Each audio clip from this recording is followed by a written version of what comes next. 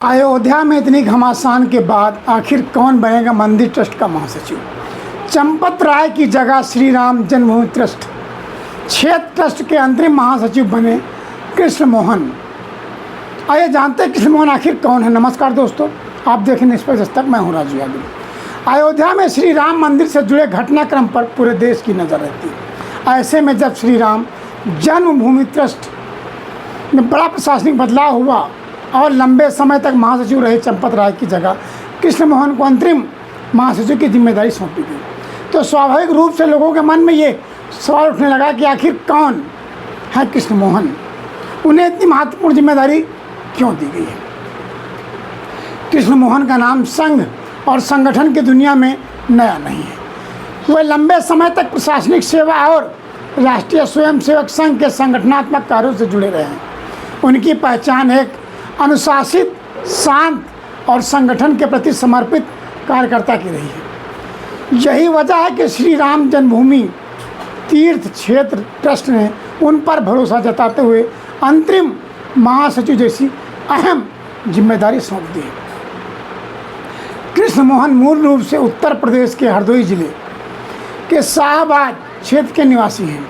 शुरुआती शिक्षा पूरी करने के बाद उन्होंने लखनऊ विश्वविद्यालय से MSc की पढ़ाई की। पढ़ाई के दौरान ही उनकी रुचि प्रशासनिक सेवा की ओर बढ़ी और उन्होंने कठिन प्रतियोगी परीक्षा की तैयारी शुरू कर दी। साल 1978 में उनका चयन भारतीय वन सेवा IFS में हुआ। उन्हें महाराष्ट्र कैडर मिला और उन्होंने वन विभाग में कई महत्वपूर्ण पदों पर काम किया। अपने प्रशासनिक जीवन में वह ईमानदार, अनुशासित और कुशल अधिकारी के रूप में पहचाने गए।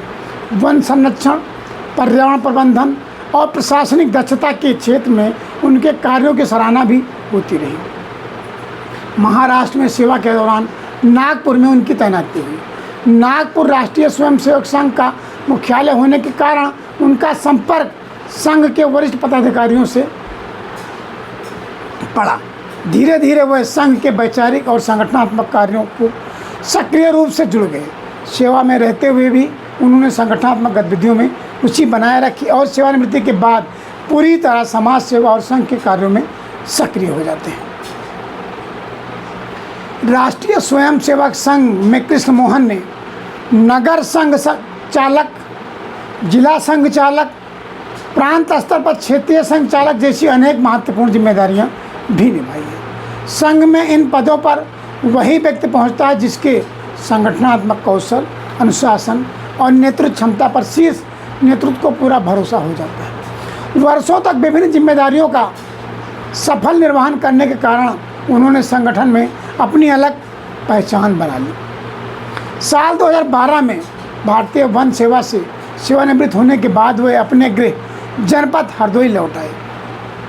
इसके बाद उन्होंने समाज सेवा, सांस्कृतिक गतिविधियों और संगठनात्मक कार्यों में खुद को पूरी तरह समर्पित कर दिया। ग्रामीण विकास, सामाजिक समरसता और सांस्कृतिक जागरूकता से जुड़े कार्यक्रमों में उनकी सक्रिय भागीदारी हमेशा बनी रहती थी। श्री राम जन्मभूमि आंदोलन और मंदिर निर्माण से जुड़े विषयों में भी उनकी गहरी रुचि रही। संघ परिवार और मंदिर आंदोलन से जुड़े अनेक वरिष्ठ लोगों के साथ उनका लंबे समय से संपर्क रहा, जिसके कारण उन्हें मंदिर से जुड़े प्रशासनिक और संगठनात्मक पक्ष की भी अच्छी समझ रही है। श्री राम जन्मभूमि तीर्थ क्षेत्र ट्रस्ट में उनकी औपचारिक एंट्री 9 सितंबर 2025 को हुई। ट्रस्ट में वरिष्ठ सदस्य कामेश्वर चौपाल के निधन के बाद रिक्त हुई सदस्यता पर उन्हें ट्रस्ट का सदस्य चुना गया। कामेश्वर चौपाल स्वयं मंदिर आंदोलन के प्रमुख चेहरों में रहे थे। उनके स्थान पर कृष्ण मोहन का चयन इस बात का संकेत माना गया कि ट्रस्ट ऐसे व्यक्ति को साथ लाना चाहता है जिसके पास प्रशासनिक अनुभव के साथ साथ संगठन की गहरी समझ भी हो। ट्रस्ट का सदस्य बनने के बाद कृष्ण मोहन ने मंदिर निर्माण ट्रस्ट की गतिविधियों और प्रशासनिक कार्यों में सक्रिय भूमिका निभाई। उनकी कार्यशैली शांत, व्यवस्थित और विवादों से दूर रहने वाली मानी जाती है। यही कारण है कि जब अंतरिम महासचिव की जिम्मेदारी तय करने का समय आया तो ट्रस्ट ने उन पर विश्वास जताया। महासचिव का पद केवल औपचारिक नहीं होता।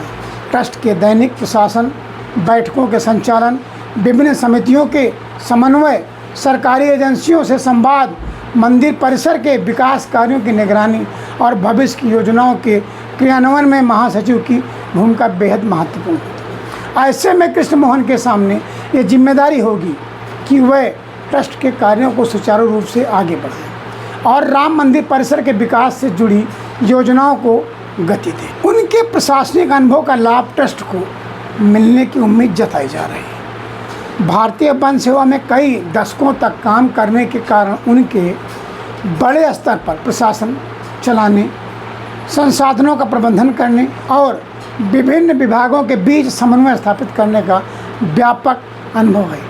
वहीं संघ में वर्षों तक संगठनात्मक जिम्मेदारियां निभाने से उन्हें लोगों को साथ लेकर चलने और अनुशासन के साथ काम करने का भी गहरी समझ है। राम मंदिर अब केवल एक धार्मिक स्थल नहीं बल्कि राष्ट्रीय और अंतर्राष्ट्रीय स्तर पर करोड़ों श्रद्धालुओं की आस्था का केंद्र बन चुका है। हर दिन बड़ी संख्या में श्रद्धालु अयोध्या पहुंच रहे हैं।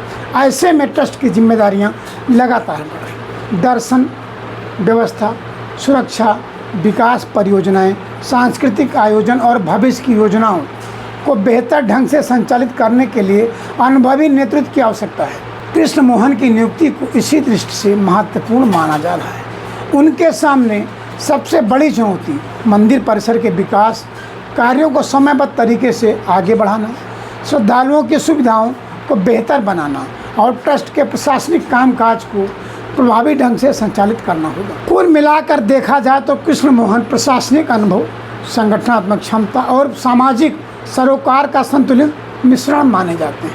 हरदोई के शाहाबाद से निकलकर भारतीय वन सेवा के वरिष्ठ अधिकारी बनने, संघ में महत्वपूर्ण दायित्व निभाने और अब श्री राम जन्मभूमि तीर्थ क्षेत्र ट्रस्ट के अंतरिम महासचिव बनने तक उनका सफर लंबे अनुभव, अनुशासन और संगठन के प्रति समर्पण की कहानी है। आने वाले समय में उनकी कार्यशैली और निर्णय ये तय करेंगे कि राम मंदिर ट्रस्ट अपनी आगामी योजनाओं को किस गति और दिशा में आगे बढ़ाता है। यह चाहे तो वो राम मंदिर की जो स्थिति है उसकी दशा और दिशा दोनों बदल सकते हैं। जिस तरह से प्रभु श्री राम के आस्था का केंद्र अयोध्या में इन दिनों काफ़ी विवाद चल रहा है, उसको लेकर इनकी नियुक्ति क्या दशा और दिशा तय करेगी ये वक्त तय करेगा। लेकिन हाँ, चंपत राय के इस्तीफे के बाद इनकी नियुक्ति से उम्मीद जताई जा रही है कि जो व्यवस्था बनी है